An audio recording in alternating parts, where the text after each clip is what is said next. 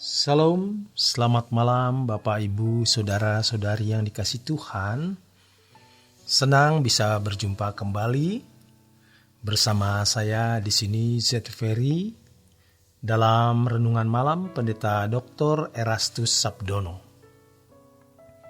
Malam hari ini bertemakan akses. Dengan hati yang mengasihi Allah, pasti kita berperilaku indah, pasti kita hidup kudus, tidak bercacat, tidak bercela. Dan pasti kita akan mengasihi sesama kita, seperti kasih Allah. Sehingga kita bisa menjadi wakil Tuhan, representasi Tuhan untuk menyentuh, menjamah orang di sekitar kita. Dengan hati yang mengasihi Allah, kita bersedia untuk terus berproses guna mengalami perubahan. Dengan hati yang mengasihi Tuhan, kita akan merespon anugerah Tuhan, yaitu dengan menyediakan hidup kita ini sepenuhnya. Belajar firman, menyediakan waktu berdoa, menyangkal diri, dan kita melakukan apapun yang Tuhan kehendaki di dalam hidup kita. Maka hanya orang yang benar-benar mengasihi Tuhan yang dapat memiliki dan mengalami keselamatan. Ingat bahwa keselamatan itu diubahnya manusia kepada rancangan semula atau dikembalikannya manusia ke rancangan semula. Dan ini harus ada proses yang dijalani. Dan proses itu bisa berlangsung kalau seseorang mengasihi Allah. Sebab kalau tidak mengasihi Allah, pasti mengasihi dunia ini. Yesus berkata, "Akulah jalan." Dalam bahasa aslinya, Hodos. Yesus adalah jalan. Tentu jalan itu harus dijalani agar sampai ke tujuan. Keselamatan yang Allah sediakan tidak membuat otomatis seseorang selamat. Tetapi Allah menyediakan jalan di mana manusia dapat dikembalikan ke rancangan Allah semula. Kalau seseorang menjalani jalan itu, maka keselamatan yang Allah sediakan bisa dialami dan dimiliki. Jika tidak, maka tidak akan terwujud. Jadi kalau Tuhan Yesus berkata, "Akulah jalan," maksudnya adalah Yesus sebagai sarana untuk mencapai apa yang akan dituju. Namun seseorang harus menjalani jalan kehidupan Yesus, baru bisa mengalami dan memiliki keselamatan tersebut. Jangan seperti sekelompok masyarakat yang bereforia atau bergembira merayakan dibangunnya jalan dan jembatan yang dapat menghubungkan desa mereka dengan kota. Masyarakat tersebut hanya bereforia merayakan dibukanya jalan tersebut, tetapi tidak melintasi atau menjalaninya. Mereka tidak pernah melihat karena tidak sampai ke kota. Kalau hanya mengakui dan menerima Yesus sebagai Tuhan dan Juru Selamat, itu belum menjalani jalan tersebut.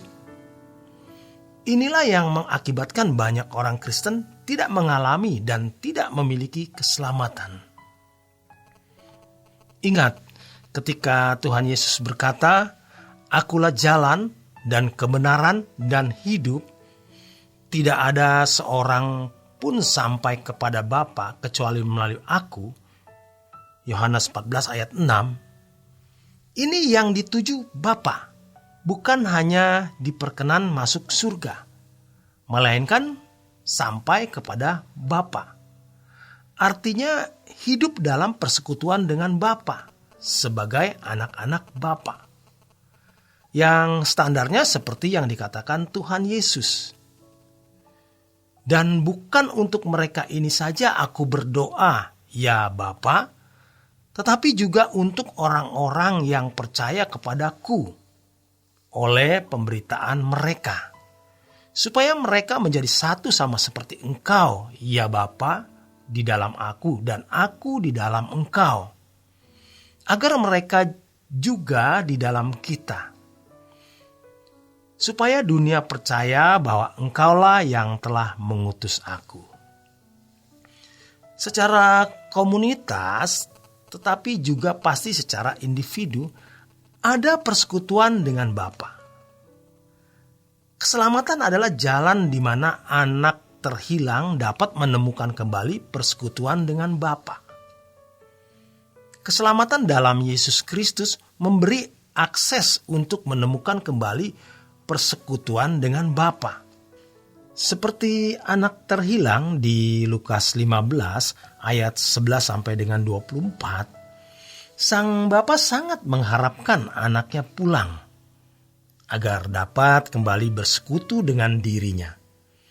Tetapi masalahnya, apakah anaknya memiliki kerinduan kepada bapaknya? Kalau anak yang terhilang mengasihi bapaknya, ia pasti merindukan suasana rumah bapaknya. Dan tentu pusatnya adalah bapaknya. Maka ia melakukan apapun untuk bisa bertemu dengan bapaknya. Allah Bapa merindukan anak-anak yang terhilang untuk pulang kembali. Kalau tidak ada korban dari Tuhan kita, Yesus Kristus, tidak ada akses, tidak ada jalan. Seandainya Adam tidak jatuh dalam dosa, Adam bisa bersekutu dengan Bapa. Bapa sebenarnya bisa tidak membutuhkan siapa-siapa, apalagi manusia.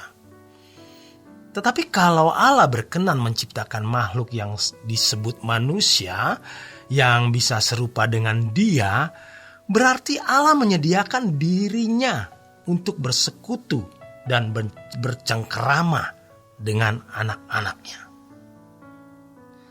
Allah tidak bisa diatur oleh siapa-siapa. Allah mengatur dirinya sendiri.